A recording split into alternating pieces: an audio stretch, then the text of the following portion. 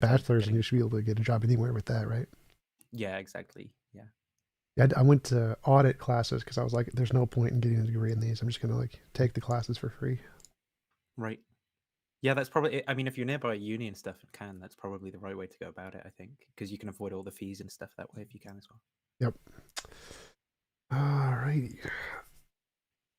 So what else have you been doing lately? I mean, not much else, to be honest, because I mean, I had to drive a van up and not die, which was a pretty, like that.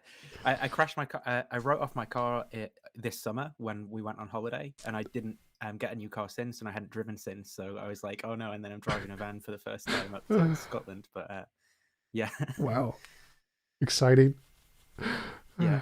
But other than that, I mean, just so I don't know. The climate conference thing that was in Glasgow. The Yep. reason that I've only just moved in is because that peaked all the prices and stuff. So I had to kind of wait for that to end and then move Wow. back in with my parents for a while. Yeah, so Yeah. I've mostly just been busy like moving backwards and forwards, trying to keep up with the course and all that sort of stuff. Also, you've been like taking the course while moving at the same time. Yeah, that's right. Well, so you had like a drive up during classes, then drive back. Yeah, exactly. That's well, not driving up for actual lectures because most of it's been online anyway. But definitely trying to catch up, for those days that I've spent just packing boxes and driving them around and stuff. Cool. So what got you interested in philosophy? I think I mean, I think people who are inclined towards philosophy in general, have similar sort of thoughts as they develop and grow up. Like, could my like color spectrum be inverted for someone else, or like how am I understanding these words? Like those kind of weird questions. Nerds. Um, yeah, yeah, maybe that's right. But I think it was when I sort of became an evangelical and I felt a need to defend, like to be able to say like I'm rational for believing this. Um, I think that prompted me to sort of get into some of the apologetics arguments and stuff for the first time. Um, but then off the back of that, I developed an interest in the subject, I think, in and of itself. And that mostly has gone up, like now I'm very critical of most of those apologetics arguments. I think, apologists generally overstate the case and in the process butcher a lot of philosophy, and I don't like that, right? But that's definitely what got me into it initially was this sort of need, this sort of Protestant evangelical need to like have, like I've got these propositions and they're the truth with a capital T sort of thing, and give you three sort of off the shelf arguments for them. So is that what led you to go into more agnosticism? Because you were in a phrase went to the agnostic position for a while. Yeah, I think it I don't think people really convert or deconvert based off of the evidence, right? Though there are exceptions to that, but I think in general, um so I think, the reason I came in was probably mostly emotional in the first place. It was like around around the age where you're moving into adulthood and life gets confusing and stuff, and you're trying to work things out and you're developing as a person, and Christianity offers this story that's very set in stone, and it's like, well, here's how reality is. It can make sense this way, and I think that was appealing, and then the reasons followed. And I think some of the things were similar on the way out. Where I'd been in quite a toxic evangelical environment, and I'd been hurt by that personally in certain ways. So then I think my sort of passions, changed to not want to be a part of that thing. And then I had conversations with people like Pine Creek Doug and stuff, and so I started finding the reasons for why. But I think it's the same both ways, where my kind of desires changed, and then after the fact, I sort of found, the reasons.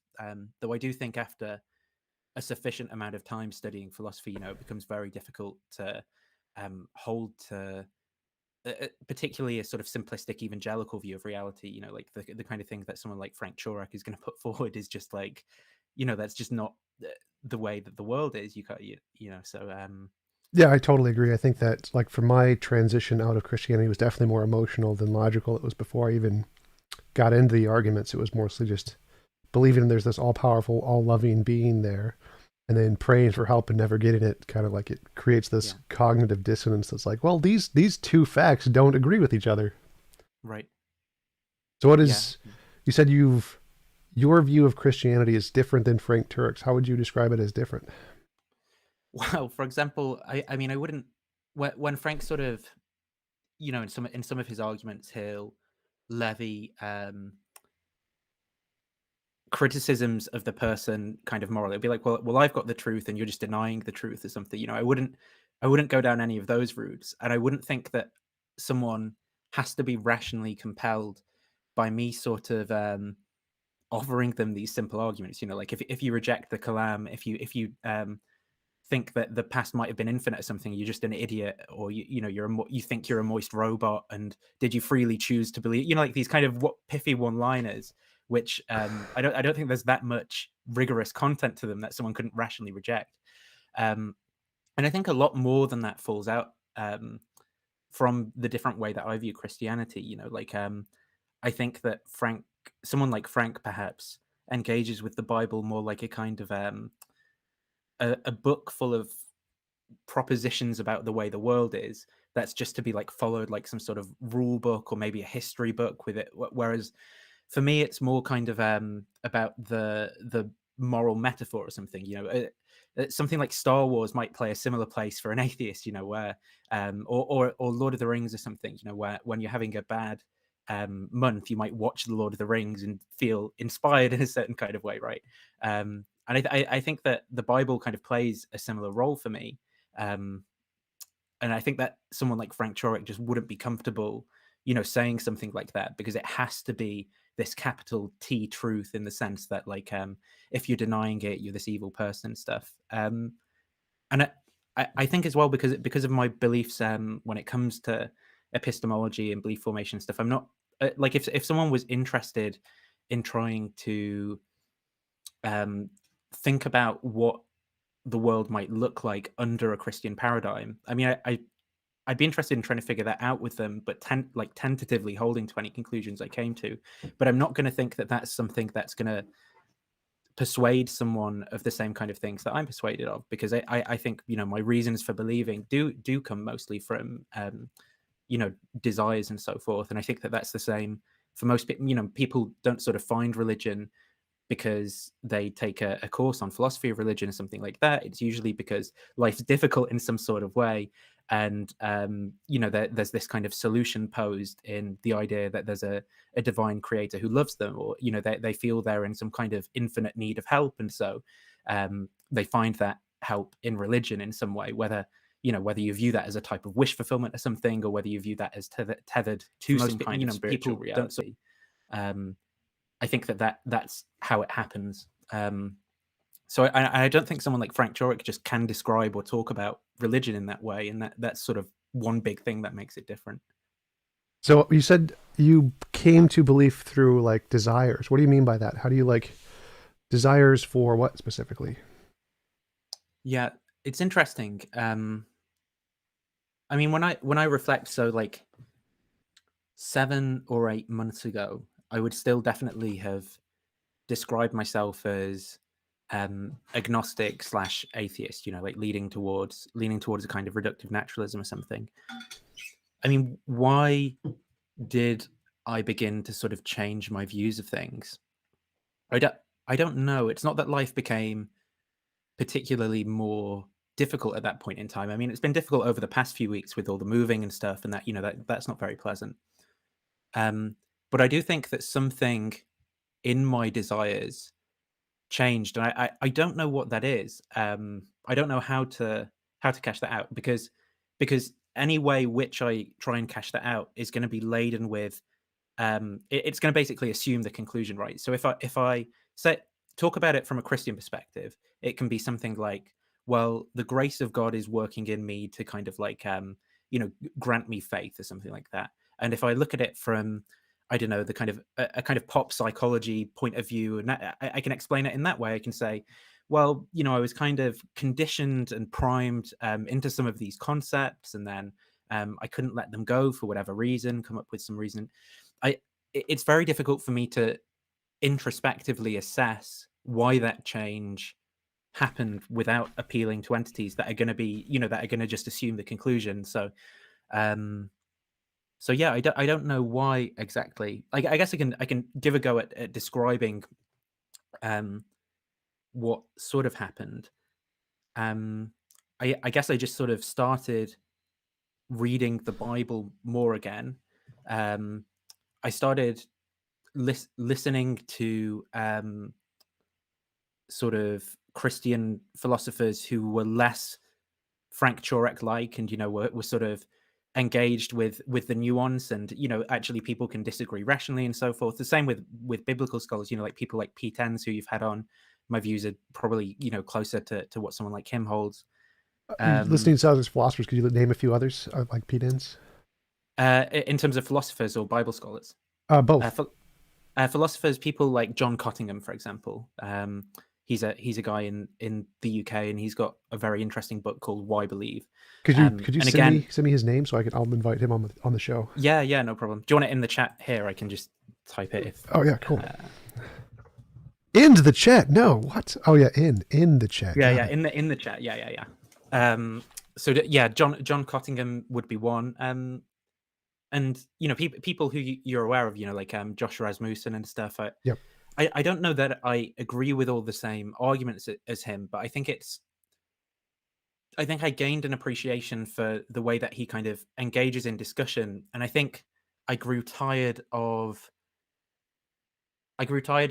this kind of like simple reactionary, like the evangelical apologetics world, and the kind of like people who have left that world for various reasons but are angry at it, and it's just this kind of constant back and forth. And I was like, well, what does religion actually do in life? It offers this sense of community, a story about where I come from, a kind of sense of identity and stuff. And I guess I was just like, well, that is a way of life that I sort of want to engage with and be in. And but prior to like rationally thinking any of that stuff, my desires just changed over time. I don't know how to describe it other than that, really. Well, do you take it literally, like Jesus actually rose from the dead, actual talking donkey stuff, or more figurative? And not talking donkey, but what? That's like the best part. Oh.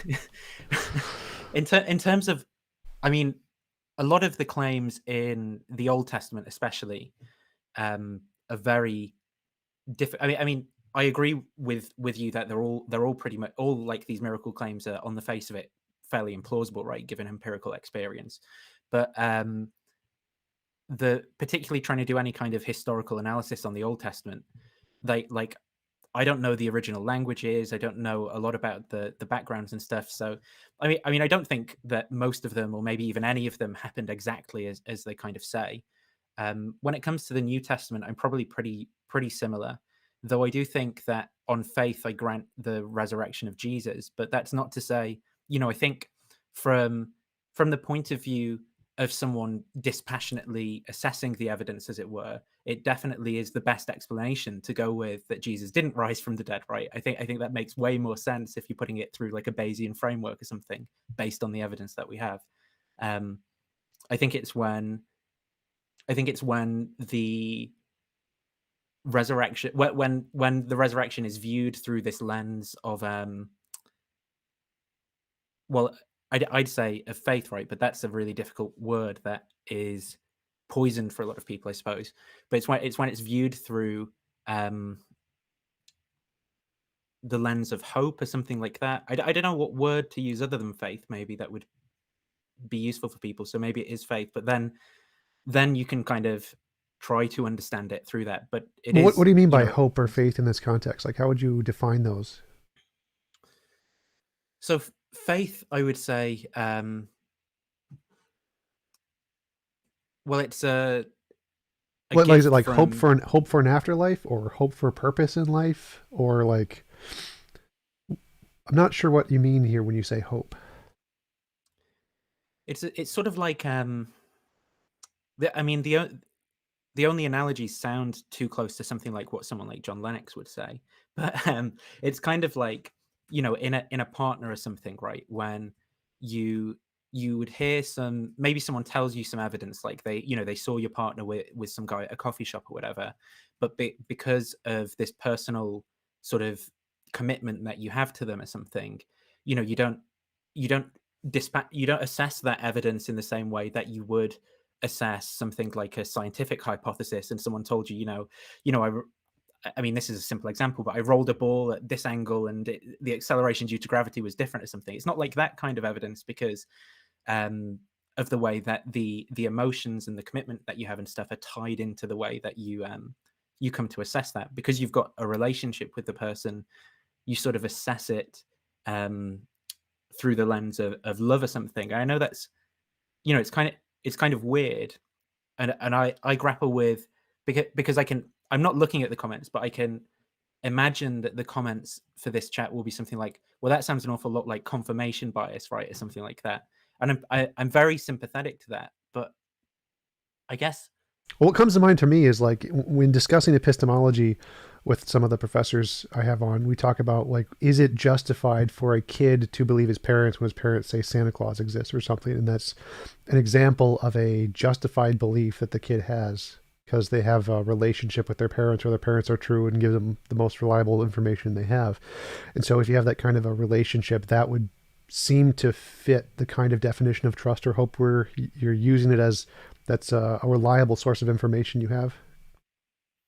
Yeah, I think that's quite right, though. I think it's that notion of justification that I would want to resist in the case of religious commitment, or maybe even the case of parental commitment. Like if you imagine a kid's a kid's mother or something might tell them a story as they're going to bed, and there's a kind of moral parable behind it, and the kid might be like, well, why why why is that like a good thing to do or something? It should be like, well, you'll get it when you're older or something. And I think that that's the same kind of faith, right? Where it isn't that it's justified by isn't that it's justified in the same way as like inference based on reasons or something. It's more that it's kind of in the framework that one sees the world through. It's more foundational than that because the parents are like bootstrapped into the epistemic system, as it were, at some kind of foundational level. So I think religious commitment is similar, where it's sort of how one sees the world, whether through a religious framework or not, is going to fundamentally like alter the way that you come to perceive everything, really. Yeah, So I think religious commitments are more foundational, are going to be foundational rather than like these rationally justified beliefs in the same way. Sorry if you yeah, were waiting absolutely. to say. Yeah. Kind of the way I see it is like in on my Discord in the atheist community, we debate about epistemology all the time, and I say that if there was a book that just had a thousand predictions and all of them were, or like say 10,000 predictions, and the first thousand were all correct, you got all of them right. I think that epistemically, you'd be reasonable to believe the rest of the claims in the book. Like if it get all these predictions right and they're very specific, then you're justified in believing all the other predictions, even if they're on completely different subjects. So like if it says here are the lottery numbers, the next 30 lottery numbers, it gets them all right. And then it says also, by the way, there's this God guy. It'd probably be reasonable to believe the God guy in the same sense. So, and then of course everybody in the atheist gets like, no, it must be entailed by the entailments Right. of the hypothesis Yeah, nonsense. yeah, I'm yeah. like, I don't think that's true. I think if you have some kind of other connections, like if your parents are always right about everything else and they tell you Santa Claus exists, you're reasonable to believe Santa Claus exists. And I think the same thing would apply to religious belief. It's a similar way in which I think that religious beliefs can be considered foundational in that sense, in that if you have this um, commitment and belief and reassurance in this set of ideas, then the other entailed ideas in that would also be reasonable to believe are justified. Yeah, I think that's very close to something what I'm thinking. Though I do think it's slightly different to the idea of like because it's not as though you sort of have accepted 1,000 propositions beforehand, so there's like this really high prior probability on this claim about God or whatever. Um, I I think it's like it's sort of like you'll have beliefs about that the USA is a continent or something, right? And if I ask you why is the USA a continent, you can probably appeal to some evidentiary reasons, like well, here's the way that the world is. I've seen it on a map, whatever, those sorts of things. But the actual belief itself that the USA as a continent is in some sense prior to any of that sort of evidence. That evidence is almost coming back to justify something that isn't held by evidence at all.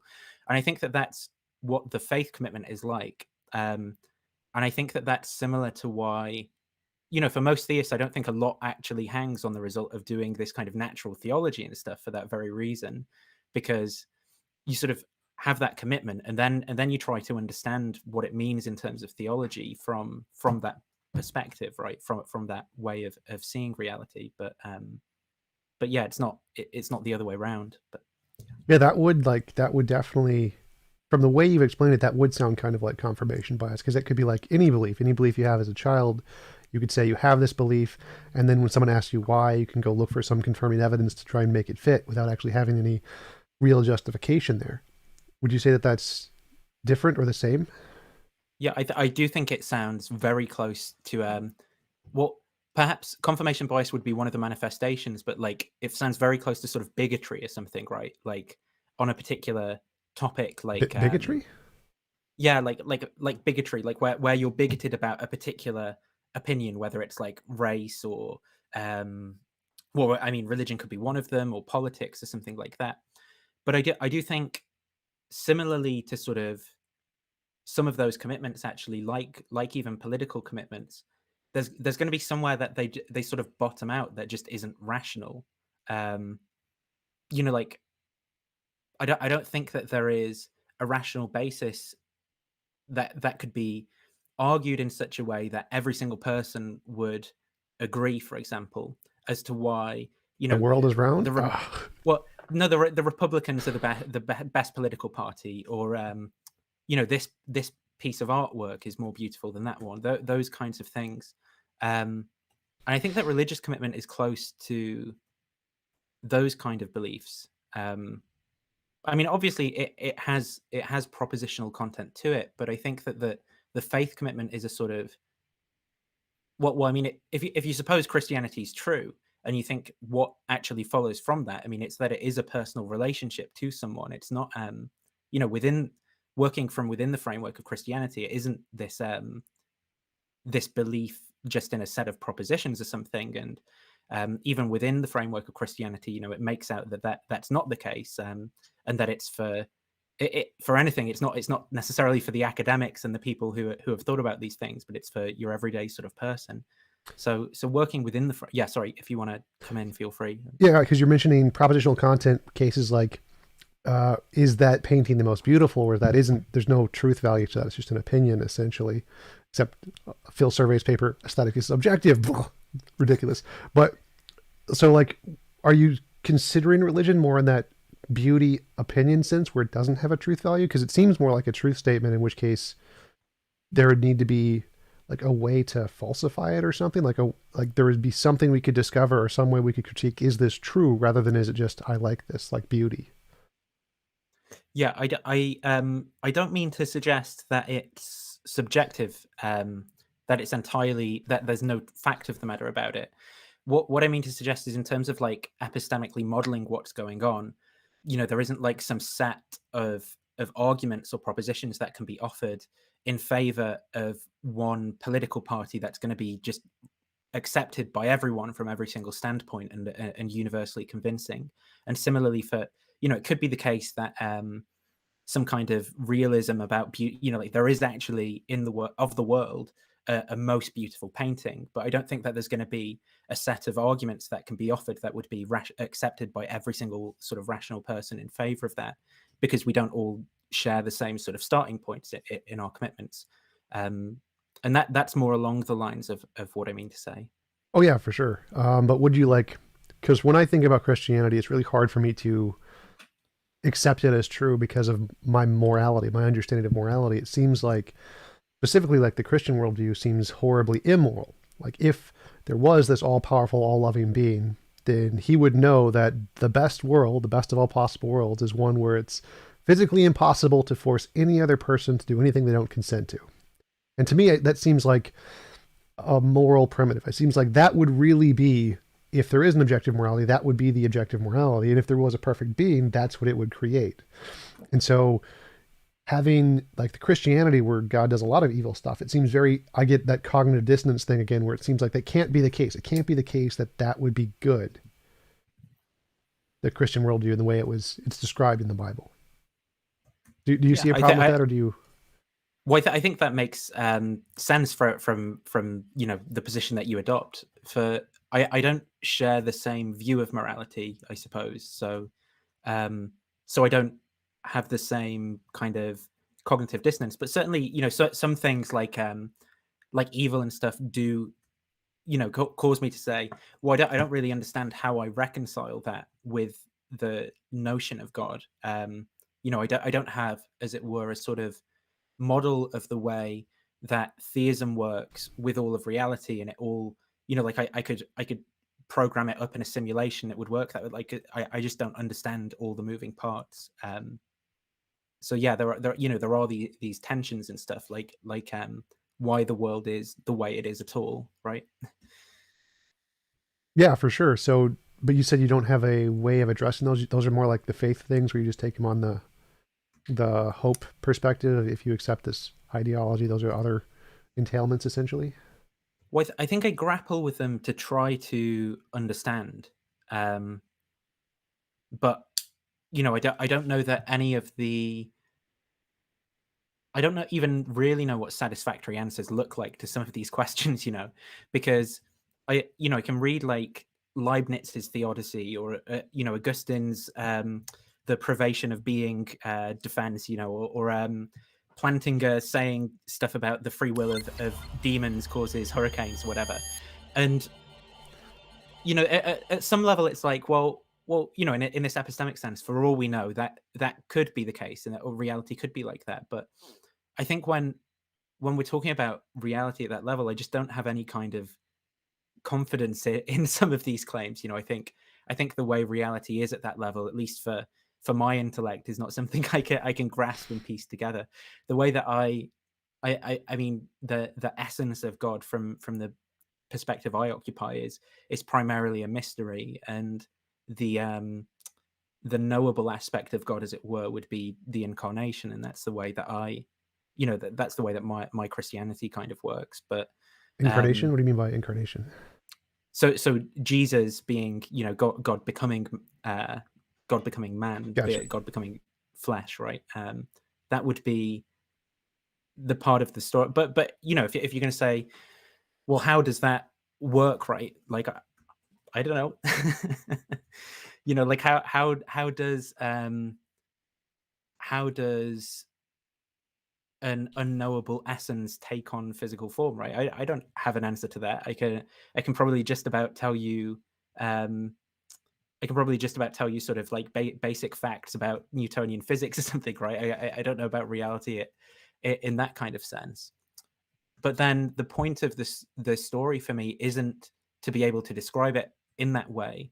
The point of the story for me is sort of how when I go to the shops, I sort of recollect, well, whatever you do for one of the least of these, you do for me, and that prompts me to sort of buy a sandwich for the homeless person sat outside, which is something I wouldn't otherwise do. That's where the rubber hits the road for me, and not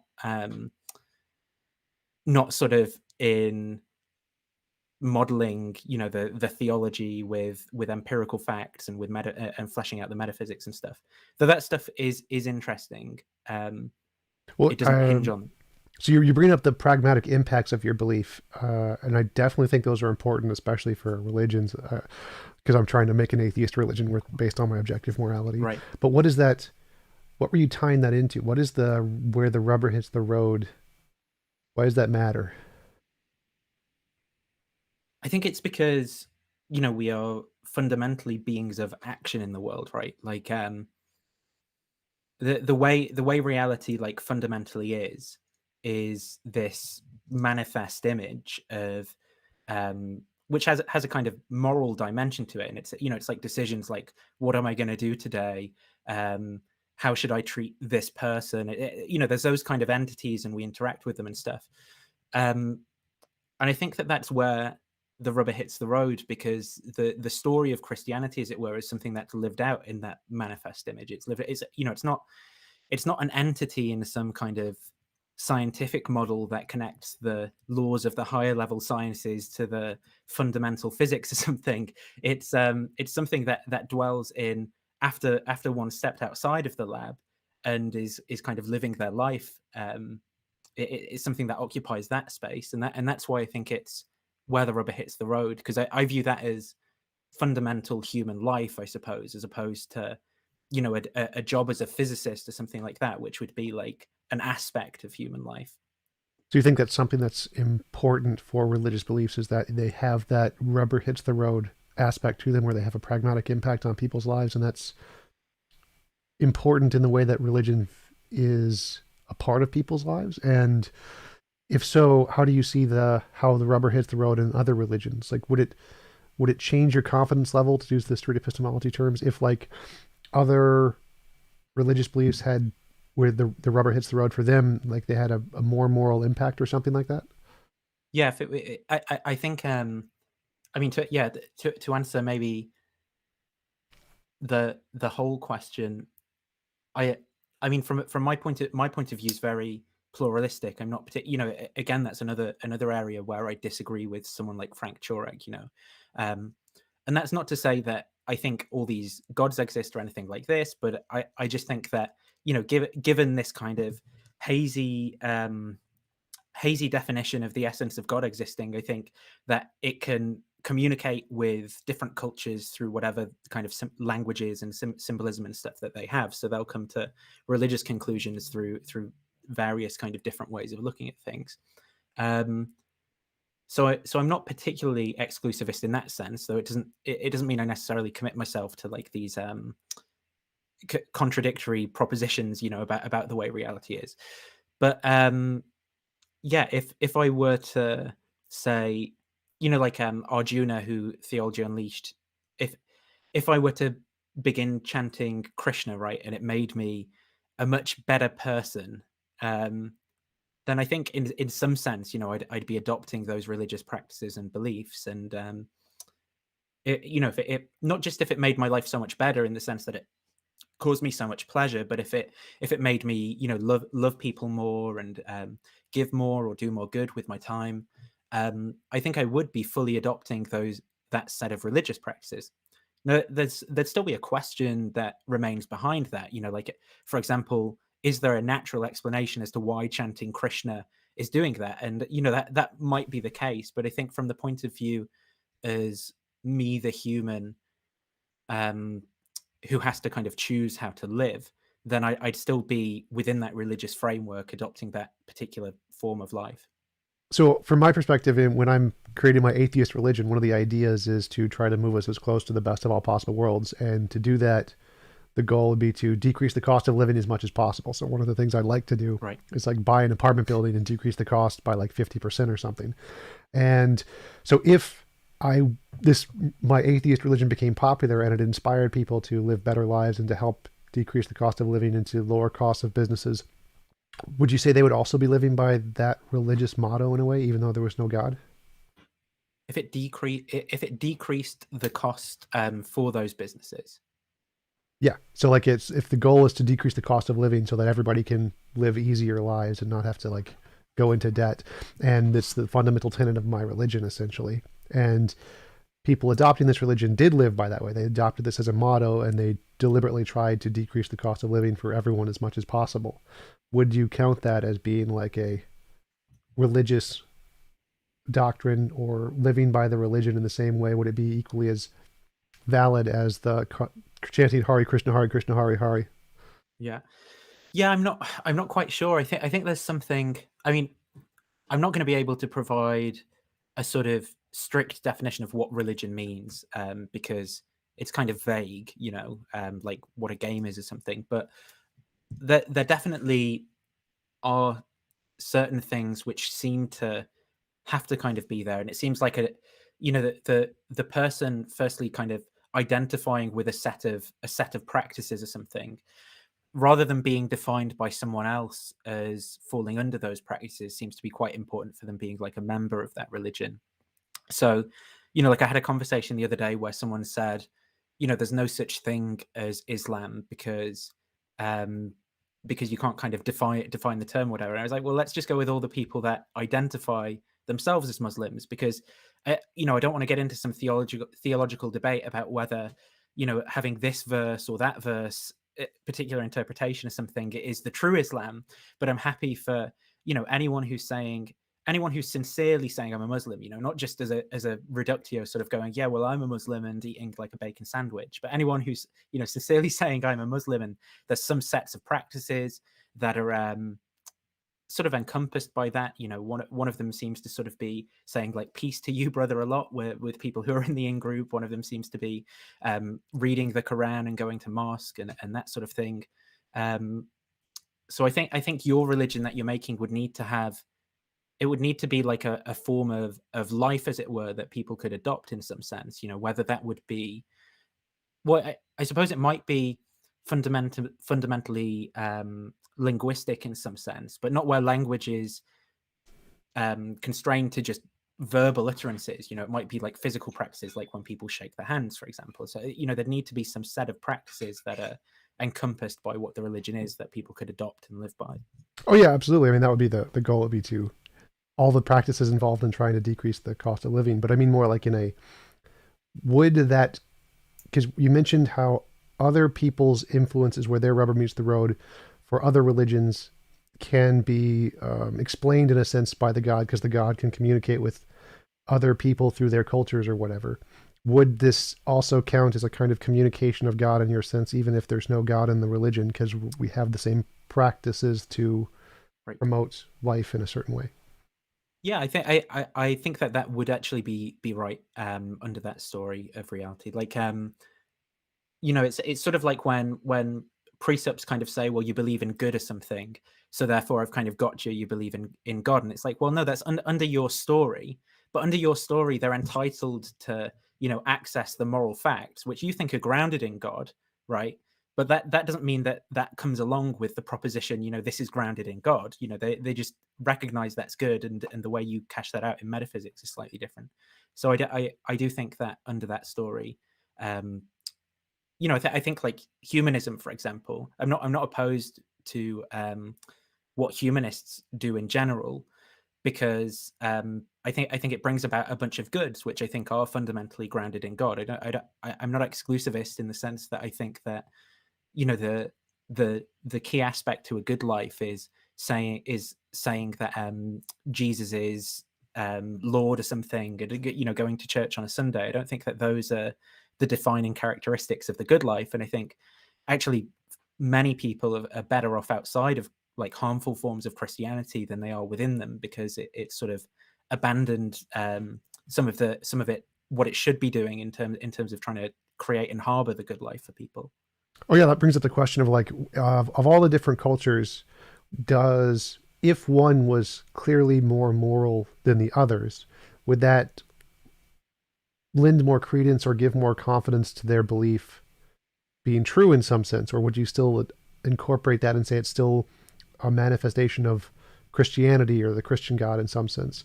Or does the difference in morality, that is how people act in their culture, have an impact on your belief?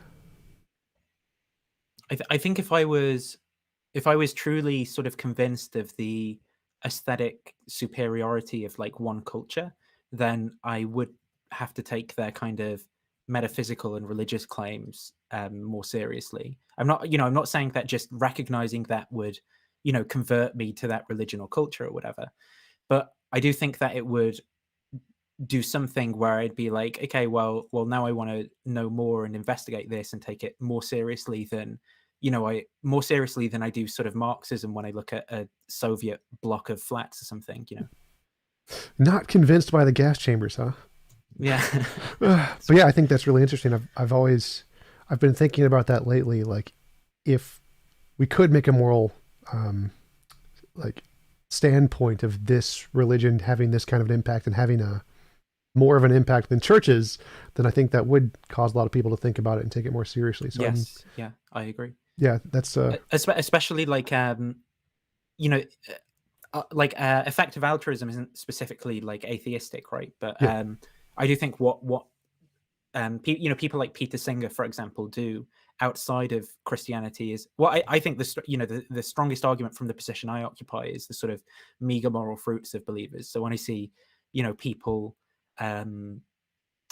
people who are claiming Christianity sort of being terrible to one another and not loving people or doing the best they can, though I can't sort of bring out the specific counterfactuals of what they'd be like without that story, but it seems like they're not doing that much better than everyone else in a lot of cases, and that, I would say, is the strongest kind of rational reason against the position that I occupy.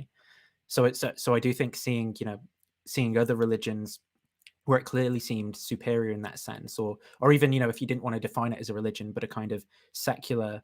I mean, I do think humanists are a religion in a sense, but Well, I'm calling it the atheist religion, so it's the well, yeah, atheist yeah, church. yeah, So, right, but exactly. So you're kind of owning that, but yeah, that's one of the reasons. Like, oh, they call atheism religion. I'm like, yep, yes, it is, and it's better than yours. Haha. It's gonna be like the goal. But yeah, do well, I you think think? that would be a good thing if it happened. Yeah. Yeah, I would like that because I think there's a lot of good things about religion and church that are missing in the atheist community. I mean, I think that's evolutionarily why it's so popular in the world, because there are a lot of benefits to religion, and simply rejecting that, like a lot of atheists do because they had a bad experience, is like that very cliche, annoying statement of throwing the baby out with the bathwater. Yeah, yeah. So I think that there are a lot of benefits to religion that we should adopt. That's why there's a church on every corner and why they get billions of dollars. And if we had that many churches who are actually doing the right thing, like trying to decrease the cost of living, or provide insurance that doesn't take advantage of people, or sell cars without a 50% markup for no reason, or give it credit cards that doesn't have a 25% APR just because screw poor people. Like, I think that would really make the world a better place. And so I think that taking this idea of religion and using it as a moral grounding, because I think that's the best thing religion provides, is a moral framework to actually benefit the world, is probably the best thing we could hope for in real world progress. Yeah, I wholeheartedly agree with what you've got to say there, and I guess from from my point of view, that's something that definitely pushes me into Christianity, because I sort of hope that from within, as it were, I could offer some small amount of pressure towards reformation and doing the kind of ecclesial community thing the right way. But I'm not. I I don't hold out hope that there'd be this massive movement or something just off of me having different opinions to Frank Turek and William Lane Craig. But I definitely that's definitely a motivating factor behind it. It's like, well, there's this structure in place and this story that I kind of jibe with and stuff. So I think identifying with this historical continuity and stuff and trying to do good through that is something that that's really important for me. Yeah. Oh yeah, for sure. Do you see, like, when you read the Bible, do you see like the horrible immorality of what I see in the Old Testament, or what the God does, Yes. and see that this seems obviously wrong? Why Yes, couldn't he have done definitely. it better? Yeah, definitely, I do.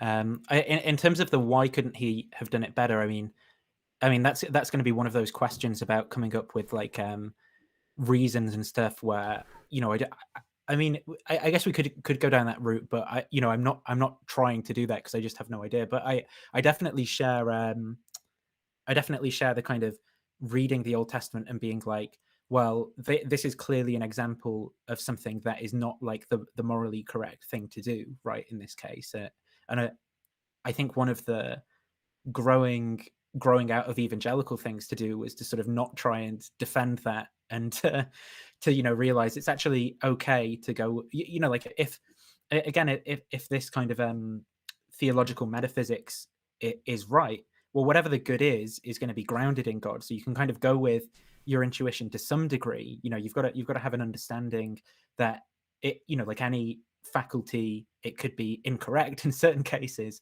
but these cases seem like the really kind of clear-cut paradigmatic cases, like torturing babies for fun or something, where it just isn't the right thing, and so defending that, you've probably gone wrong somewhere. Like I think in systematizing your theology, you've got to take more into account than just a simple reading of stories in English as if they're literal.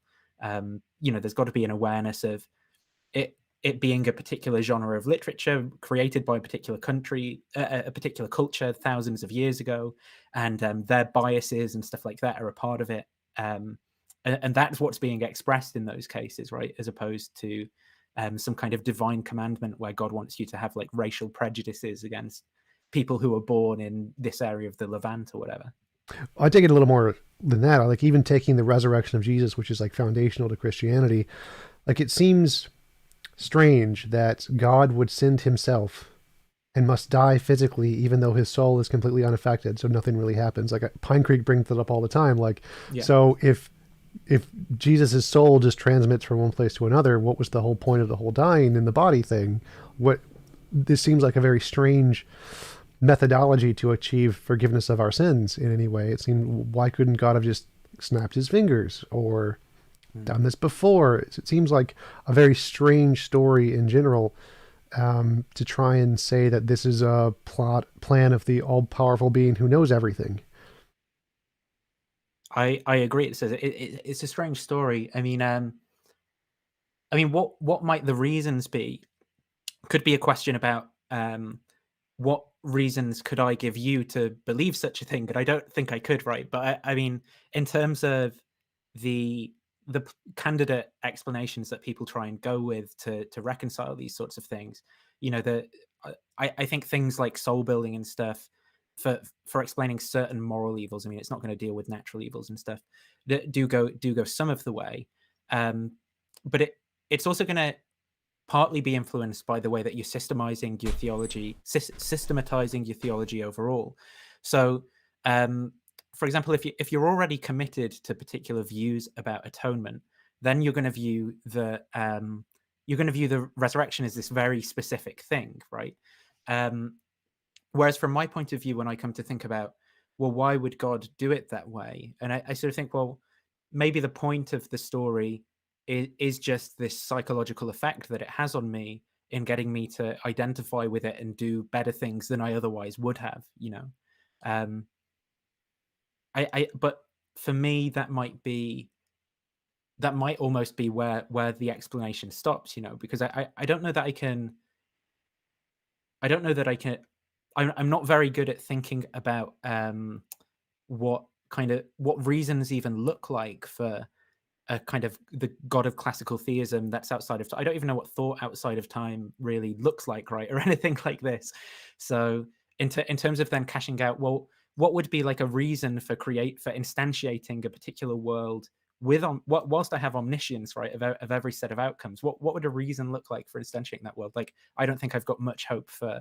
I mean, it could, let's say, in an epistemic sense, like for all we know, it could be true. But I don't think I could get much further than that, just because I don't really understand, you know, what I'm even thinking I'm conceiving there in that situation. Yeah, the way I think about it, like if we just grant God exists, say we're at a coffee shop in heaven, God's over there, we can see him. We're like, hey God, how's it going? We're gonna do like an internal critique of Christianity, and so God decided to create this world with all this evil and send Jesus, and Jesus is a guy, and then he sacrifices his body for some supernatural impact. This seems like a very strange story. Yeah. Why couldn't he have done it better? Because it seems like it's obvious, like there's lots of really easier ways to do this better. So why not think why not lean towards it's more like human made rather than the actual story? Because to me, it seems so hard for me to like, because what you mentioned earlier, that you think that the soul building theodicy guts part of the way. And I've always struggled with that, because it seems like, isn't there a way to get the soul building without all of the suffering? Isn't there a way to get the same results without the consequence? Well, I don't think I'd say there's a way to do the building part without the suffering, but there would, you know, potentially be a way to sort of instantiate the you know, the outcome part without the suffering. But yeah, I think part of the problem here is that I don't think I can provide, you know, reasons that are going to be sort of convincing from the position that you're in. Like I sort of said before these things became plausible to me, my sort of desires changed in a way where I sort of had a kind of faith, I suppose, right? And then from that position of faith, I could begin to engage with and piece together a theological story about reality. Um, but I don't, I, I don't think I can sort of begin to just like I could list all of these theodicies and so forth that you're familiar with, and have had talks with people who are in by and large going to be specialists on some of these areas, right? And there's always going to be rational reasons one can provide to reject any of these stories, because the, the we're talking about systematizing an entire worldview, an entire way of looking at reality, and how reality hangs together fundamentally. And that's always underdetermined by any of the facts that someone can provide. And in terms of plausibility and convincingness for someone to adopt it, is going to be determined, that rational assessment is going to take place against a ton of commitments that one withdraws to. You might think it in this, like in the case of a skeptical hypothesis or something, well, what I'm doing is I'm going to do away with all my assumptions, right, and tip the whole barrel of apples out and just assess these claims one by one and see what good reasons look like. But even to do something like that means adopting a particular standpoint of rationality where one believes certain things. And so I don't think when we don't really share any religious hinges in our belief system, that we can get the door to move, sort of thing. I mean, I think what might be convincing would be like getting to know someone and over time befriending them or something like that. And I think that might begin to convince someone of the plausibility of religious claims. But I don't think discussing philosophy of religion is something that's going to do that. So in terms of like providing you with the various theodicies and ways of modeling how God might have like reasons to create the world this way rather than that, whatever. I mean, there's always going to be another consideration that can be brought into account, like, well, why not just do this, or why not? And yeah, it's going to be like that for any position anyone adopts.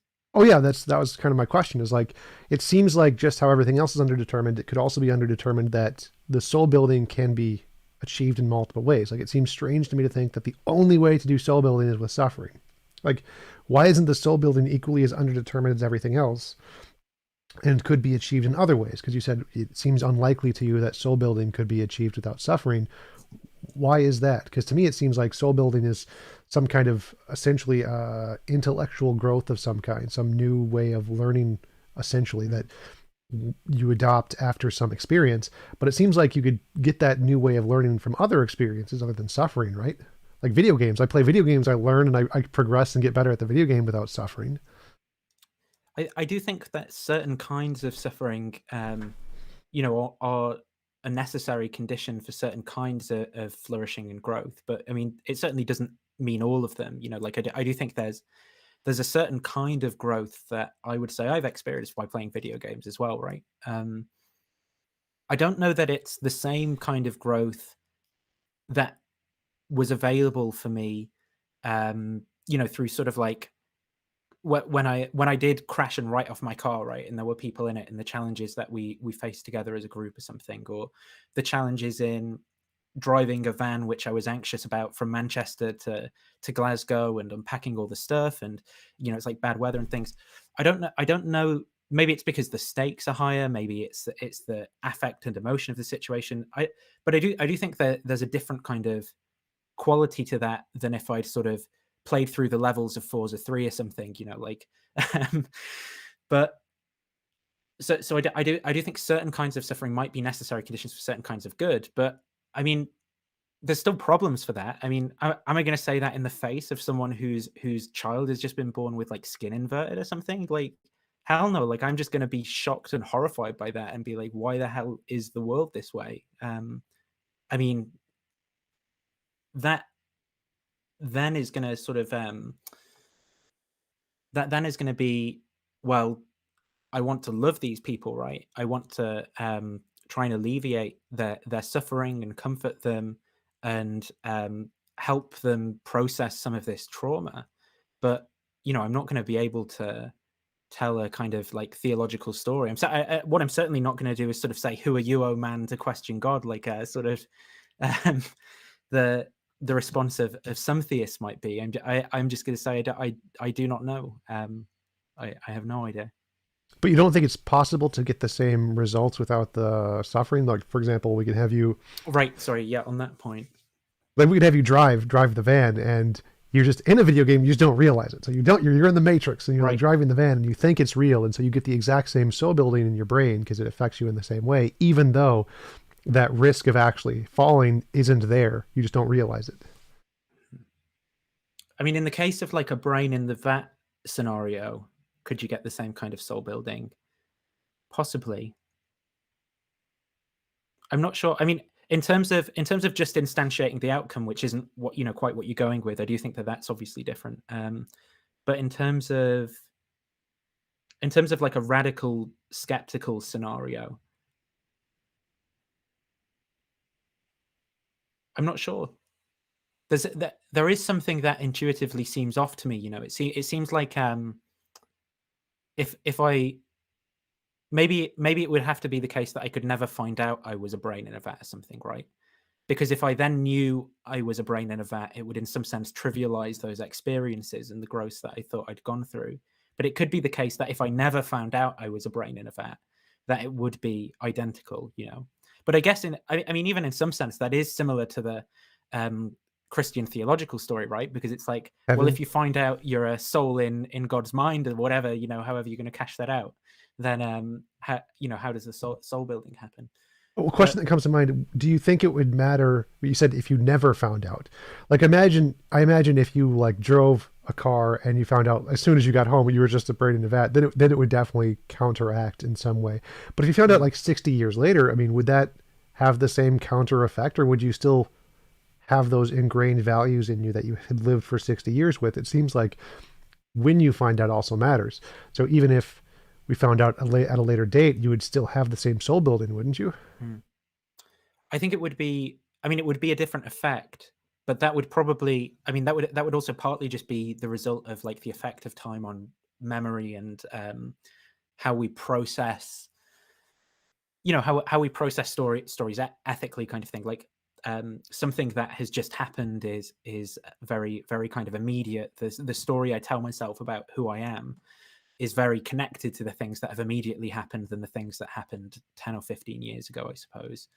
Um, would it change would it change the virtues and character that I developed? I'm trying to like, I think that's how I would characterize soul building from a naturalistic worldview, because I don't know Yeah, exactly how else to describe that. yeah. What I think it. If I found out when I was 60 that I was a brain in a vat, it would change.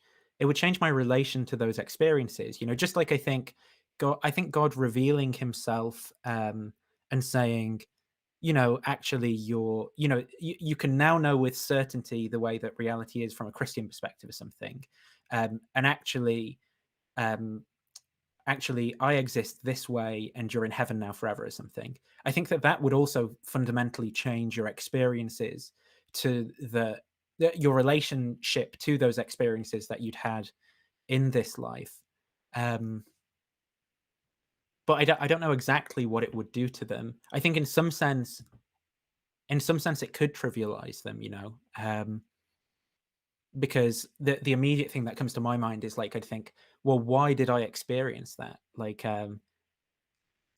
presumably in the case of God, there might be an answer that follows up, there might not. In the case of finding out I was a brain in a vat, I'd be like, well, why is that the case? Well, I mean, it just is. Maybe I don't know. I think it would change my relationship though to those experiences that I'd had.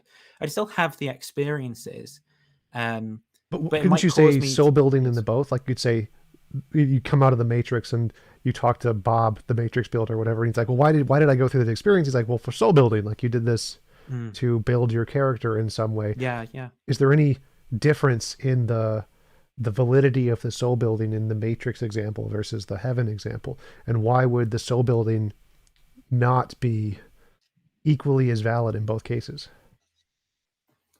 I'm genuinely not sure. I think it could be in most respects, actually. As I'm thinking about it, like I think it would be sort of weird because some of the it seems like in the God case that in some sense that's kind of resolves the existential questions about life, right? In a way that the um coming out of the Matrix example sort of wouldn't solve, because you still have all these existential questions about existence in Matrix world, for example, that would remain unresolved. You mean So I think like the origin of everything kind of questions? yeah, like how do I live? Like why am I here? What am I doing? Like and in some sense, whether or not one has those existential questions could lie at that at the hinge of differences between why people go down the route of like naturalism or religious disposition in the first place, right? But I do think there wouldn't be that kind of closure. Whereas I think in the case of it being God, you could feel sort of absolutely safe for something in this kind of existential sense. Whereas waking up from the Matrix, it would feel what I imagine. I mean, I could be wrong. I would feel as sort of vulnerable as I do now in this existence in some way. Is that relevant to soul building though? I mean, does that a part of soul building that you would get that feeling at the end of the journey, or is that a different I topic? think well, it plays more into sort of the overarching theological narrative, I guess. It's not necessarily a key part to soul building, I suppose, but it might be like a relevant difference between sort of the two views. Relevant difference, but because you said it wouldn't be relevant to soul building, but it would be relevant in another sense. So it would be relevant in terms of like considering overall how the two sort of stories play out, I guess, right? It's not like relevant to it's relevant to because the point of soul building is I guess whether this is a plausible candidate story for why God might have reasons to permit moral evil or something in the world, right? And I guess I see that as being a bit different to exactly how would these things play out from my point of view after I sort of became aware of the way things were ultimately. I don't know that is I don't know that that's something that I have been or should be taking into account when I think does this sort of provide me with reasons that God might have to permit moral evil in the world? I don't know, maybe you think it does. Well, because my the way it works in my head is that so the reason we're allowed to suffer is because of soul building, and like you said in the Christian worldview, there's no way to get the soul building without the suffering. But it seems to me like it's obvious. Like, yeah, you can. Here's one really obvious way that you could do that. You could get all the same soul building without the suffering.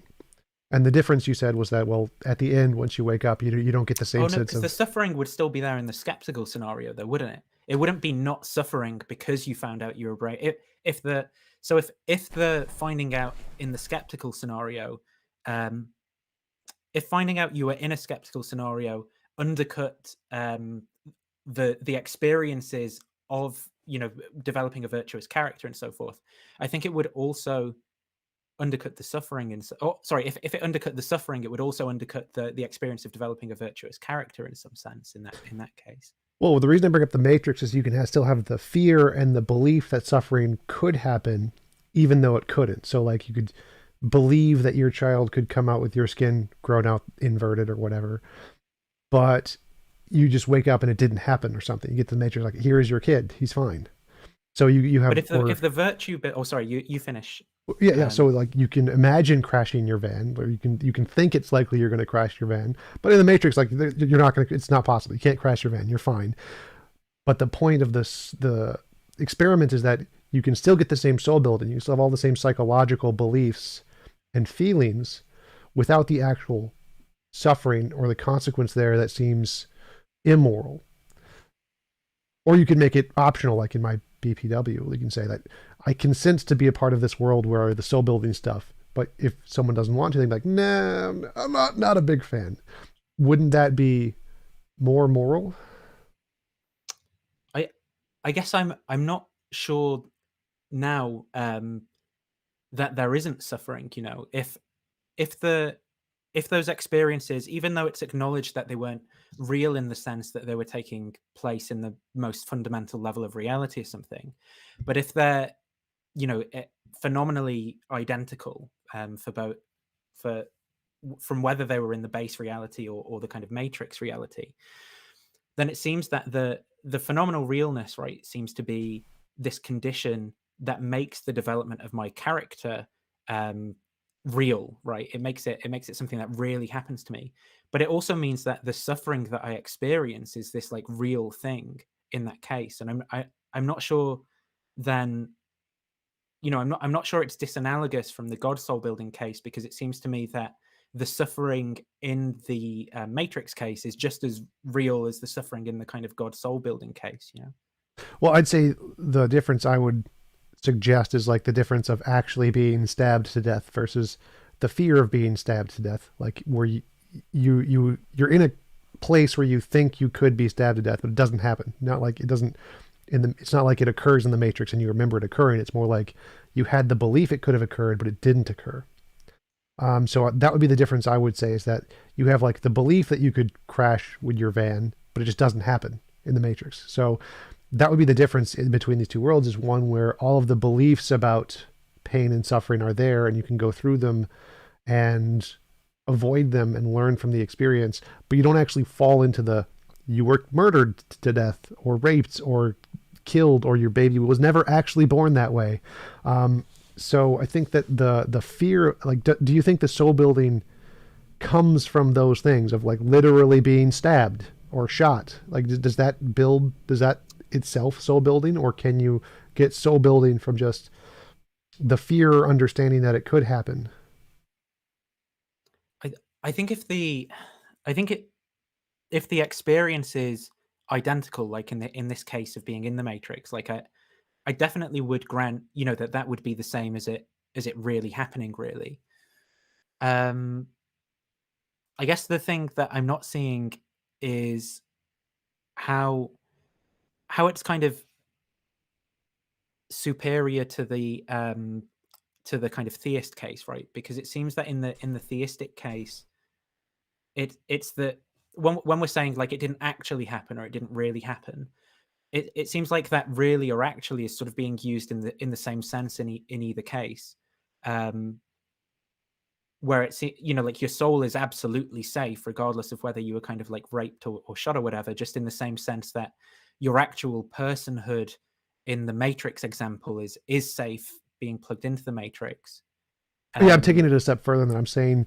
So just eliminate 100% of rape in the Matrix. So there's no rape in the Matrix at oh, all okay, right, anywhere, I see. but you still have the fear of it. You still think it's possible.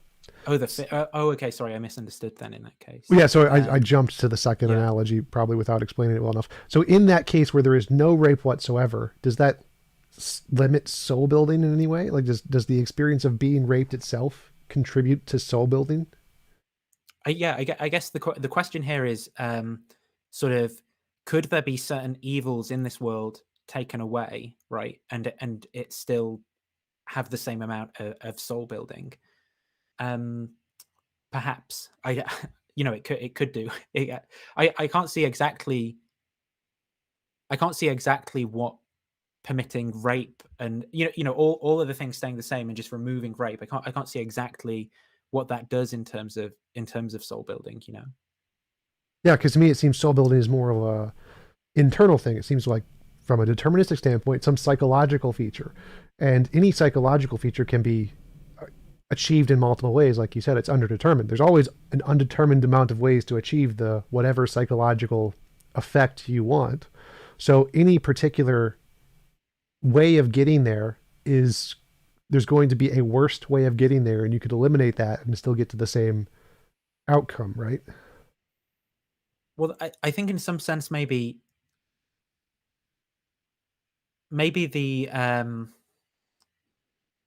it's not exactly the same outcome, because I think that God just instantiating built souls already. Why not do that? Is going to sort of be maybe a blunter way of putting this kind of question overall. And I don't I don't know why What not. a blunt away? What does that mean? a more blunt way of Oh, putting gotcha, gotcha. sorry, a more blunt way of putting the objection. Why not just instantiate already built souls?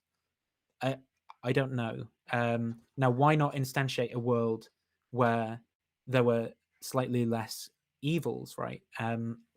In terms of drawing this kind of parity, I guess, with the case where the soul can be built in the same way, but with less evils. I don't really know why. Um, I mean, I agree with you that it would be roughly the same.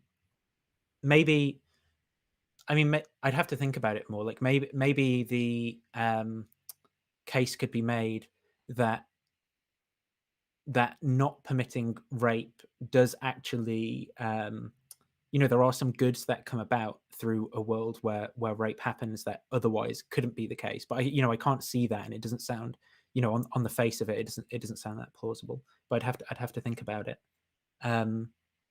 But in terms of like how that ties into the theological story, I don't know what reasons God has for instantiating, like a world that has rape versus a world that doesn't have rape. I'm just not sure. Yeah, this exact same thought progression is what led me to my consent criterion. It says we could, even if you say that having a world with rape does give some beneficial soul building thingy, we can still do that and have it be not immoral. Like we can give every person, every soul the choice. What? Oh, he froze. No. Oh yeah, my connection cut out. Yeah, I think I saw that a little bit. So I was saying that the same pattern, the same thought progression is what led me to the consent criterion, where it seems like even if you grant that rape does give some additional soul building, so you need to have rape for some soul building purpose, even though it doesn't seem obvious why, we could still have that and have it not be immoral by giving everyone consent. Would you like to go to this world where rape is possible? This world as designed by God, or all the suffering is possible? Or would you like to opt out and go to your own universe kind of a thing? Like, it seems like adding that criterion into the story makes it like a more moral story. And it seems like something God could have done pretty easily. I don't see like why there should be a difficult thing to do. So wouldn't that make this world, if he forced people into it without their consent, immoral? Because there is a more moral option of just giving the people the option to go here or the option to not go here. Yeah, it's a strange thought experiment, isn't it? Like, it on the face of it, if I constructed a VR game or something, you presented someone with a VR game, it would seem where someone was going to have these experiences or something, and it's like it's 18 plus, so it's all adults or whatever. It would seem like the better option is to give people consent, to ask for people's consent prior to giving them those sorts of experiences. Sign the waiver first, no jumping in. But I do think when I imagine overall what the thought experiment looks like, this idea of myself having absolute sovereignty over the way reality is, I don't know how that plays out at the larger scale. What do you mean? Well, so if I had absolute sovereignty over the way reality could be, I just don't know. I don't know how that would actually play out. Like, I don't know what kind of world I would construct, or how I would be in it, like how I would feel in it, I suppose, what it would be like to live in it. I just don't know. I think in some ways it actually kind of sounds quite horrifying to me. How so? It just sounds horrifying. Like, I sort of think of, well, I imagine initially I'd kind of be alone, right? Initially, or maybe I'd choose to have people around, right? And then I choose to have people around, but I'd be aware that they were only there because of my choosing, and it just horrifies me in this bizarre way. Well, to me, it sounds more like having a house. Like, you have a house, he has a house. You can go over to his house if you want. He can go over to your house as long as you agree to the rules of the house. You could decide to build a house together, and you both have a say in the rules. I don't see the horrifyingness aspect there. It seems more just like each person gets their own house if they want, and you could go play in God's house, where God's house has all the bad stuff that you may or may not want to experience. Or you can just go to your own house and be like, no, I'm going to have a fireplace and a fluffy dog and none of the rape stuff. I'm going to keep the rape stuff out. And you could start off alone. You could create AIs if you want. Like, I have a Roomba. My Roomba is nice. Its name is Bob. Or you could visit in a collective house with a lot of people, or go to the Hindu house and go experience their gods or their perceived God's world. I don't see the horrifyingness of this outcome. It seems like it would be only as horrifying as you would want it to be. And like, you could. Well, that's the horrifying part almost. It's kind of like, it's like, so I think in the case that you painted, where it's like, you have your house and your friend has a house and you can go over. I do, that sounds all very sort of pleasant. But I think that takes place almost in this background assumption of a nested reality, of a reality that one is nested within, where there are certain things that aren't alterable by one's will, and it's this idea of any change being alterable by a person's will. Well, That's only the thing in that like each scares me. individual get their own universe, and you could change whatever you wanted in your universe, but you wouldn't be able to change other people's universes. They'd have their house essentially. So Yeah. I would agree there is this external reality there that could be controlled by God. As far as I'm concerned, that's fine. But he would just give each individual their own little house. And they would be able to control that house however they wanted. But they wouldn't be able to control anything about reality. Just their house. Okay, right. Well, maybe that could be like an interesting way of living. I don't know how I'd feel, 50 years in or something, but it sounds kind of fun. Like, I'd give it a go for a few years and see what it's like. Yeah. So I mean, because I think of it Yeah. like you can change the way you feel however you want. You can do. I would do lots of video games and anime. I'd just be like in the video games, like I don't playing know them over about and over. that idea as well. The idea of you can change your feelings however you want also horrifies me. Oh, so Because I think maybe I'd initially initially out of curiosity, I think I'd probably choose, like orgasm pleasure, right? I would literally, I'd choose that. But then I'd probably, I think, be like, well, I'm kind of bored of that, or I want to try something else. And then I'd kind of will something else. And then I just wouldn't know what the hell to will. And then, yeah, well, it that's just scary to seems you like because this that seems like fun. yeah. I'd be like, it would be like an adventure game of trying to figure out what you want to do, and I would probably follow the same pattern of orgy levels of ecstasy kind of a stuff, and then I'd be like, okay, I've done this enough. Now I want to change it up. So I'd probably make it like a video game where I'd have doing or discovering certain kinds of actions would give me the orgy feeling, and I'd want to be exploring the world to try and find what those actions were. And I'd like turn off my knowledge of what they were and just or randomize it or something, and then just have a world to explore to try and find those things. I would find that extremely entertaining. Well, I'm more comfortable with the idea of sort of turning off my knowledge of the fact that I'm in the world and stuff. But I think this being aware, like the being aware that I can actualize whatever I will, is in terms of even just emotions, right, is kind of scary to me, because I'd be aware that whatever I'm going to feel next is caused by whatever I will myself to feel, right? And then I can just will myself, and then I don't even know, because emotion seems to play this regulative role in my psychology, where it's it's in response to other things that are going on around me in the external world, which I mean, let's say the external world is sort of like it is in the thought experiment, but it's also in response to sort of my previous thought patterns and things that are going on in my internal world. And I guess this idea that I could like will myself to just experience pleasure or to be angry or sad or something, and then just be like, no, I'm going to will that. I think it would just be this rage, confusion. Well, then I'd be like, well, I'm not going to feel rage. It freaks me out. Like, it really freaks me out. Yeah, Well, yeah, I find it's a that really weird interesting state to because be in. me, I see it like a video game. Like I have the cheat codes. I could make myself God at any point in the video game and just despawn everything. But I deliberately don't do that. I deliberately like limit certain actions and play through it one way and then change the conditions, play through it another way.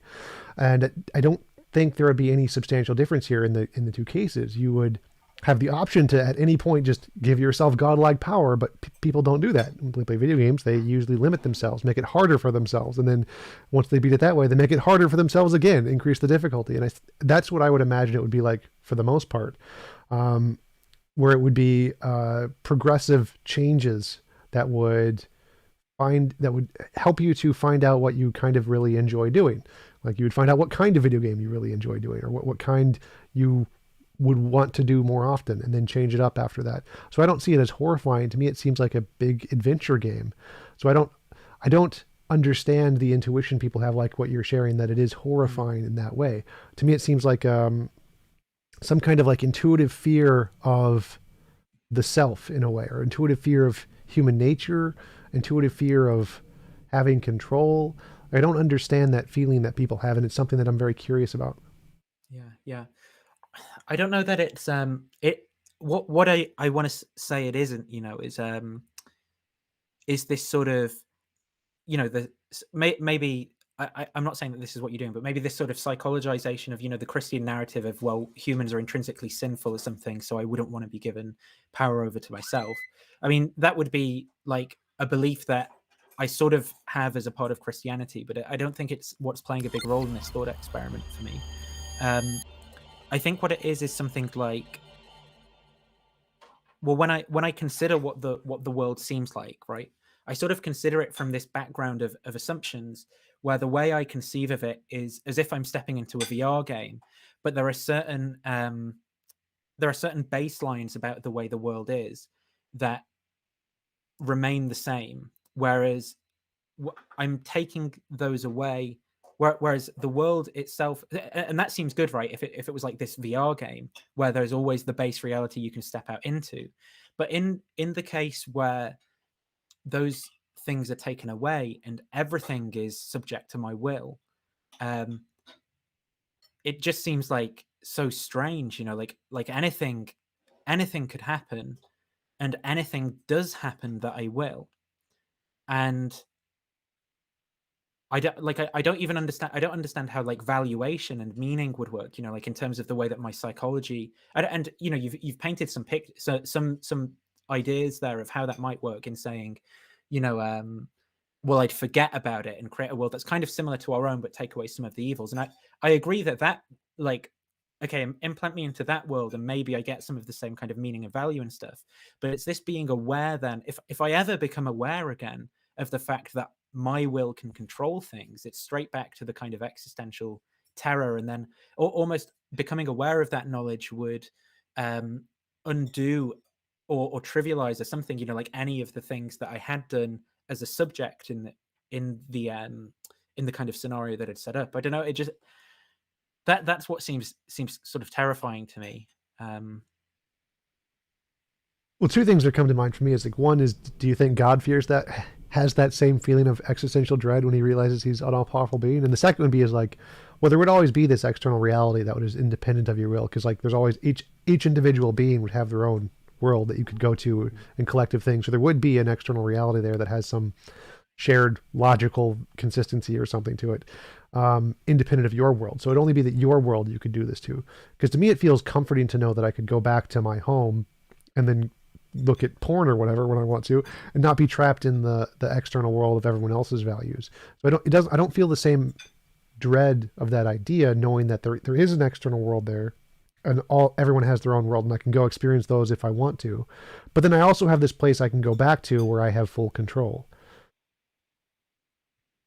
Yeah, I suppose on thinking about that first question, I think maybe the thing that is making it scary for me, right, is as I conceive of it, I'm thinking of that I stay me, or what I understand to be me, introspectively in some significant sense.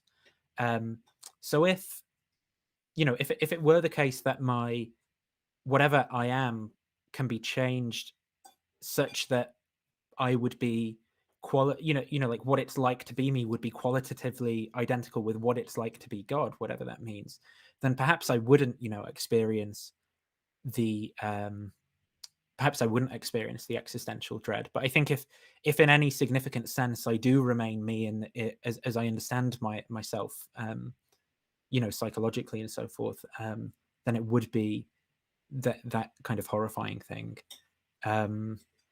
Because I don't know, I'm sort of thinking of, because in terms of the scenario you're painting as well, it doesn't seem like, I don't think we'll ever be able to change the way reality is metaphysically or something, so as we could, like make ourselves God or something, right? But I think maybe what you're describing could be, or something like it, something that could be possible through technology in this kind of VR sense.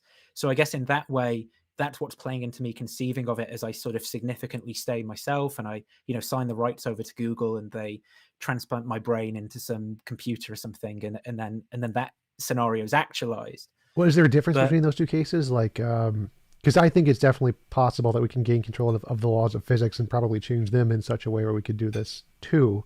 I definitely see that as likely, that if we gain enough technological ability, we will be able to change physics and do this in the more literal sense, where everybody gets their own universe and we just have some kind of like spiritual control over the laws of physics, just like we do in a computer.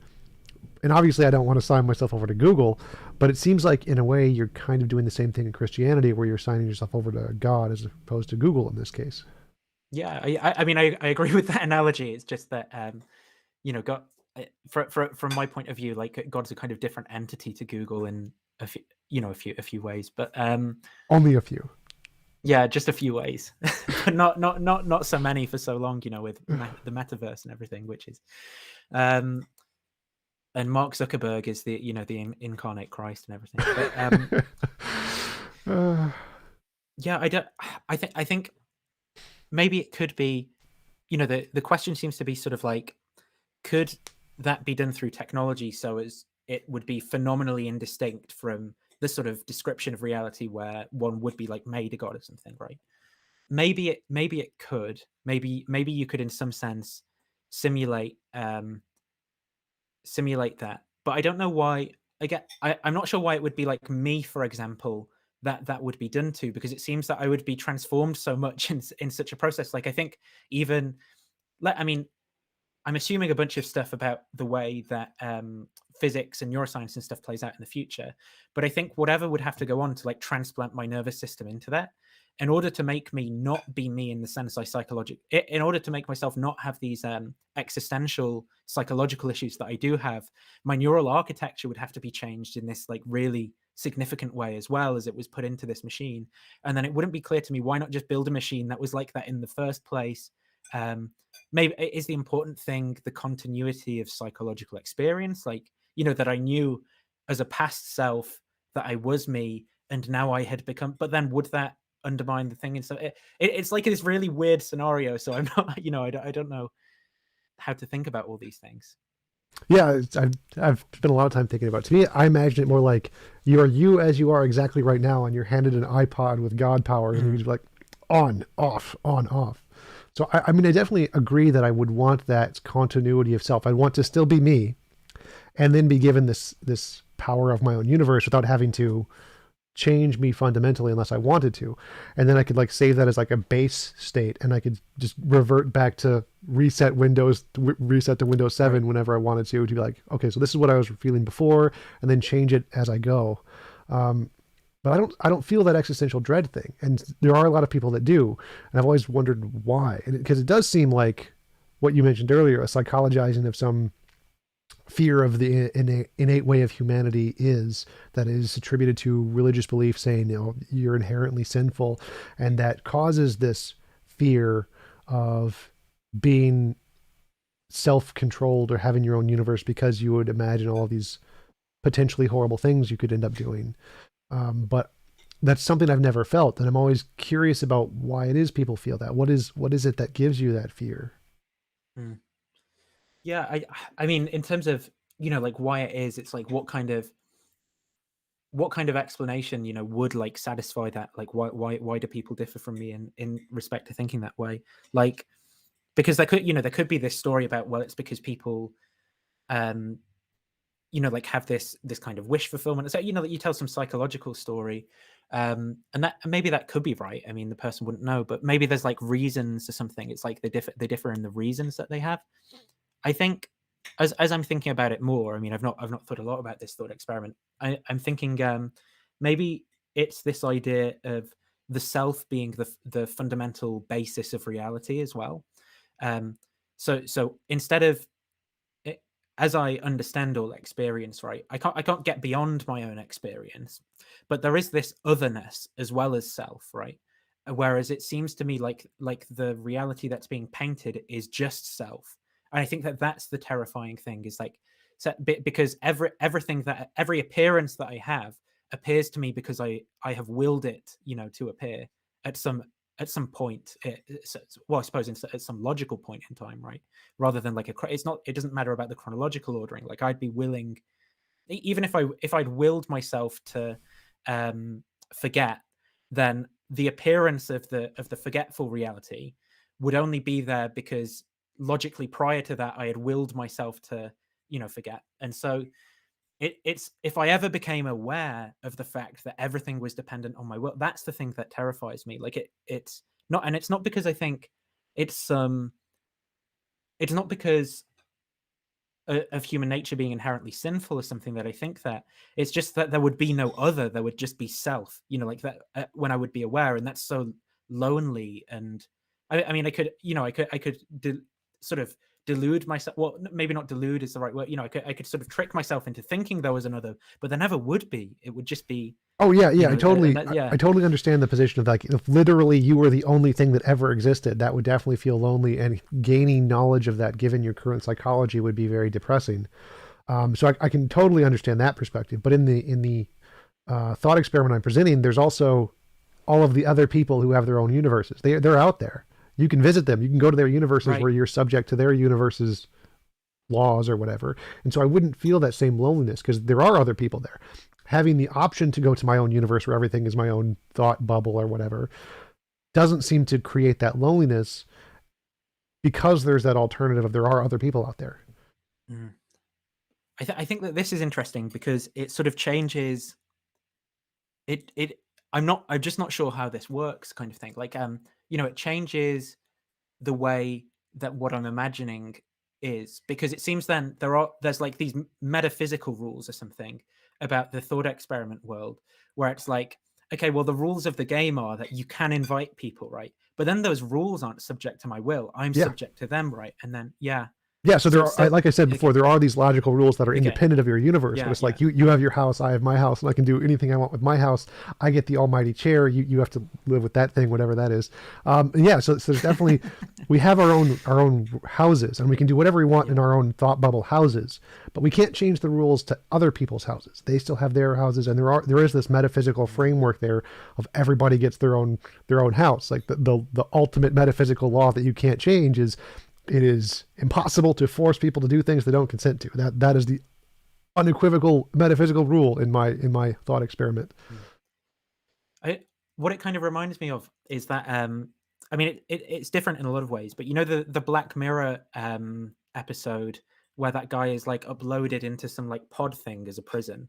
It sort of reminds me of that. Obviously, it would be very different because you wouldn't just be trapped in the one room, but the kind of the terror that's induced in that kind of in that episode by viewing it is the same kind of terror that I feel imagining myself, in this world. And I don't know, so that there'd be these rules, right? But still any appearance I have is dependent on my decree at some point. Well, not necessarily, because when you go to somebody else's world, it would be on their decree, or you could combine worlds and say, like, you and me we're going to make a joint world with these rules. Or you could add some like randomness stuff in there to make it however you want. Or you could go to God's world and be in God's world if you wanted to. Like, that would be an option here. So I wouldn't say that there is any fundamental difference here, because you could have the exact same world. You could live in this exact world as it is. The only difference would be is that you have the option to go to your own world if you want to. Right. But so even if I grant, right, that there are these other people I could invite to my world, but they couldn't cause any appearance for me in my experience unless I permitted them to, in some sense. So it still is dependent on my will in that way. Do you see what I mean? Like, there's nothing that they could do that I would experience that I hadn't permitted them to do. Yeah. And so my will is still sovereign in that. And so I think it still falls back into that same terror of like, well, everything that happens is just is just self. I'm starting to sound like a French continental philosopher, but Well, why is that scary? it's Like saying that I could choose to go to Hitler's universe where he allows gassing, and then I'm being experienced gassing. But it's because I consented to do it in that case. Why is that a terrifying thought? Because the experiences are still there. This is the only difference is you consent to them. I don't see why that would be a terrifying thing. oh, I think maybe this is partly played into by like psychedelic experiences or something, right? Which I'm playing on to sort of imagine some of the weird states, weird states of mind where one might be able to kind of like imagine certain things. But You heard this from a friend, right? Like a friend told you about these experiences. well, I've had very bizarre experiences, not where it seemed like I can control anything, but where it seemed like I was fundamentally alone with nothing. And that is the scariest experience what I've ever had. And like a kind of terror that I just couldn't put into words. And when I think of this scenario, I'm kind of like,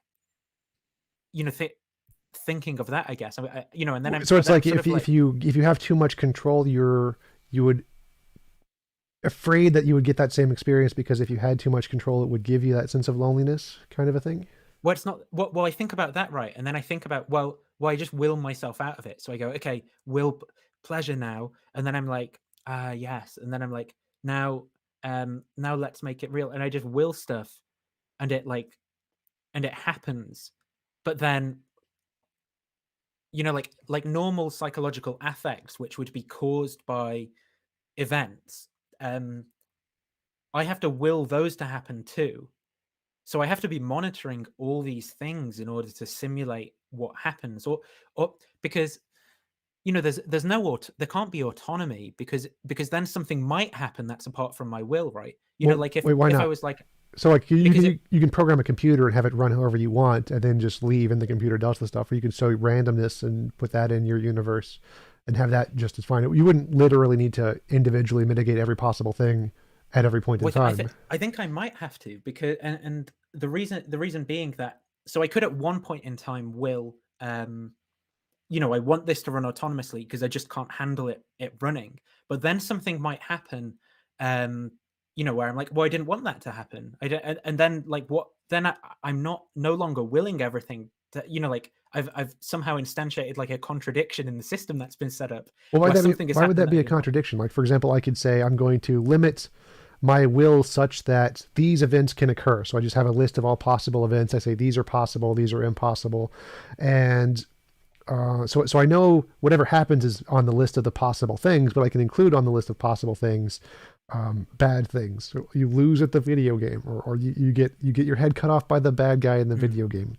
So it's you can allow all of the things and still have them be on the allowed list and have that be run on the automated system without you having to deliberately manage all of them, like you do on a video game. Like on a video game, I could turn on all God mode things, make everything impossible, but I allow a certain set of actions that are possible.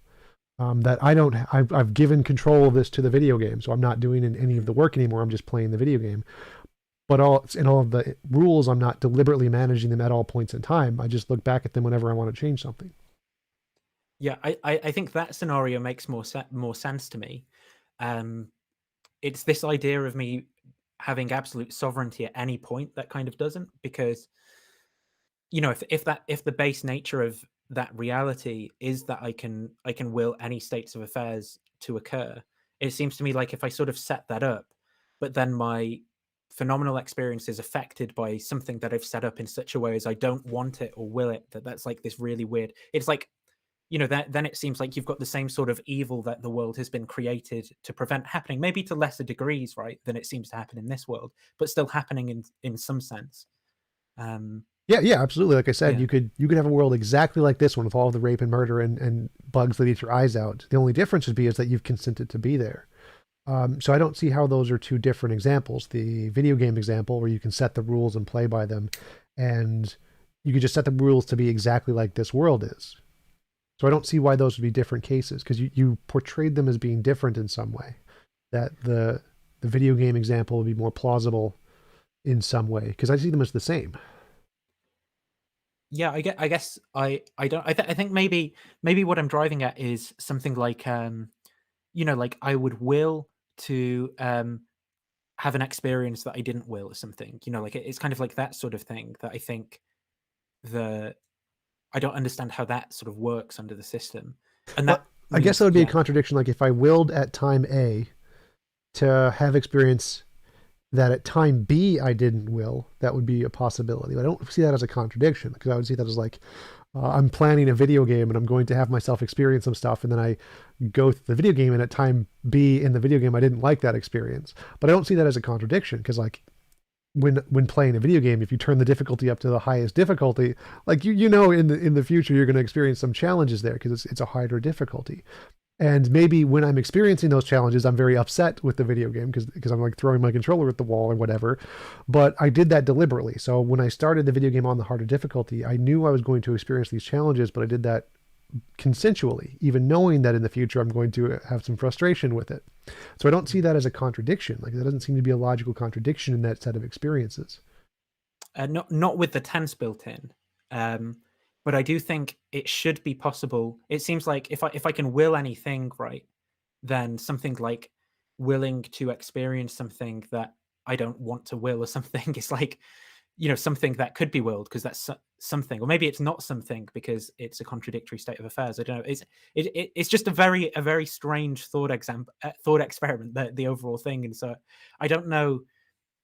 Let's say at the pause menu when you're sort of deciding what life to lead next or whatever, it's that experience that I don't know what it's like. And if it's played out in the sense of a video game that I understand, where there's a menu and some constraints and options, if we start building in constraints, then it becomes less existentially terrifying and makes more sense to me.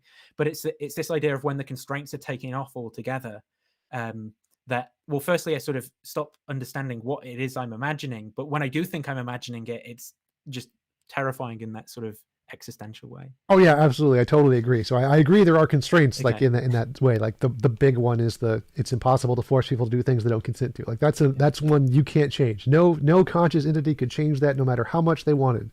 They can say they can like give their will over to somebody else or whatever, become a slave, and then other people can force them to do what they want. But you can never force anyone to do anything they don't consent to doing. What about like Yeah, I try not to be rude. I was going to say, what about David Wood? David Wood, the guy who like tried to apologize 301 or whatever, where he like tried to attack his dad or whatever. Oh, I was gonna say, well, it seems to me that there are some people who will things like to genuinely harm someone else. Like if someone has but that is not allowed in the metaphysics of this Yep. reality, right? Yeah, you can will only things that apply to yourself and your universe, but your will doesn't apply to other people. So it's no involuntary imposition of will, which means all parties involved. There can't be an involuntary imposition of the parties involved. Mm. Yeah, I mean, I guess that helps it to make more sense to me. It irons out some of the weirdness, but I still find it very, very weird overall. It would have to become far more like a conventional video game that I understand for me to be like comfortable stepping into it, I think. Interesting. Yeah, well, we've been going for several hours now, or an hour and a half or something. It was a great conversation. Really enjoyed talking to you. Love to talk to you again sometime. Good luck with your degree. Yeah, do you want to tell people where to find you? Closing statement stuff. Yeah, my channel's Digital Gnosis. I've got a bunch of stuff over there. I guess for most of the people who watch you are probably going to be more familiar with the Bad Apologetics series, which I've got, because presumably there aren't a whole bunch of theists watching your channel all the time. But so that might be of interest to people. But other than that, I have got some interesting conversations coming up. People who like philosophy might want to watch. So Rob Kuhn's talking to Graham Priest about what the one true logic is to rule them all, and Graham Oppy and Bernardo Kastrup talking about physicalism versus idealism. So people might find that interesting if they're philosophically inclined. Cool. Awesome. Thanks again for coming on. Really appreciate it. I will let you go. I have to pee. Cool. No problem. See you in a bit, Tom.